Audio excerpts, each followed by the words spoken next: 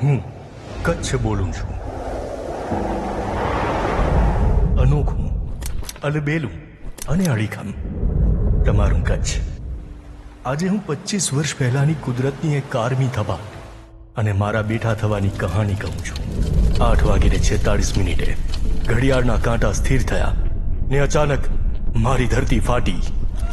1.5 મહિનામાં તો મારી છાતીએ ઉભેલી બિલ્ડિંગો મારા પેટાળમાં સમાઈ ગઈ. મારી રેતાળ ધરામાં હજારો કચ્છી માંડુઓ જીવતે જીવ દફન થઈ ગયા. એ દિવસ મેં જીવ બચાવવાની દોડાદોડી જોઈ અને મરણ ચીસો સાંભળી. મારા મુકુટ સમા રણમાં આંસુની ધારાઓ વહેતી જોઈ. હજારો જીવ, લાખો ઘર અને અબજોની મિલકત. સેકન્ડોમાં જ બધું સ્વાહા થઈ ગયું. નજર નાખો ત્યાં તારાજી, જાણે મારું અસ્તિત્વ જ કાટમાળમાં ધરબાઈ ગયું. 7.7ની તીવ્રતાના ભૂકંપનો આ ભયાવહ મંજર હતો અને હું એ બધું નિશબ્દ બનીને જોતો રહ્યો. સૂરજબારીનો પુલ તૂટતા મારું નાકું જ બંધ થઈ ગયું. લાઇટ નહીં, ટેલિફોન નહીં અને કોઈનો સંપર્ક પણ નહીં. પણ આવનારા આવવા લાગ્યા. દેશમાંથી, પરદેશમાંથી. ધીરે ધીરે રાહત, સહાય, મદદ, માનવતા અને કરુણાનો ધોધ વહ્યો. રાત દિવસ જોયા વિના સૌ કોઈ મારી ભાંગી ગયેલી કમરને સાંધા મારીને મને બેઠું કરવા મથવા લાગ્યા. સમયની સાથે મારા ઘા રૂજાતા ગયા.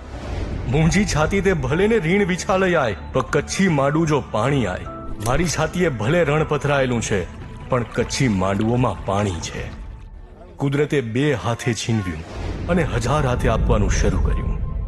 દરિયામાં નવા પોર્ટ અને સૂકા ભાટ પટમાં ઇન્ડસ્ટ્રીઝ આવી.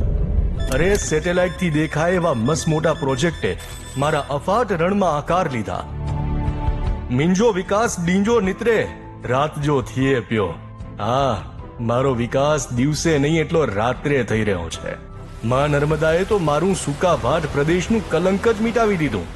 આજે હું ખારા નમકની ચાદર ઓઢીને સૂતું છું. એ જ કાળો ડુંગર, એ જ સફેદ રણ અને એ જ બ્લુ દરિયો આજે મારી શોભા છે. કાળની આ થપાટે મને ઘણું શીખવ્યું છે. મને એવી બિલ્ડિંગો મળી છે જેને ભલભલા ભૂકંપ પણ હવે હલાવી નહીં શકે. આજે મારા ગામડા અને શહેરોની દશા ને દિશા બદલાઈ ગઈ છે. હાઈવે, બ્રિજ અને રેલવેની કનેક્ટિવિટીથી હું ફરી દુનિયા સાથે દોડવા લાગ્યો છું. આ ભેંકાર ઇમારતો અને આ કાટમાળના ઢગલા આજે સાચવીને બેઠું છું. આફત પછી પણ અડીખમ રહેવું, એ જ તો મારું કચ્છીપણું છે. છેવટે હું તો દાદા સોમનાથનું જ વારસ છું ને. આવું કચ્છ જડે જડે તૂટદો તડે તડે ઊભો થીંદોસ. હા, એમ જ જ્યારે જ્યારે ભાંગીશ ત્યારે ફરી બેઠું થઈશ. કેમ કે હું કચ્છ છું, ખમીરવંતું કચ્છ.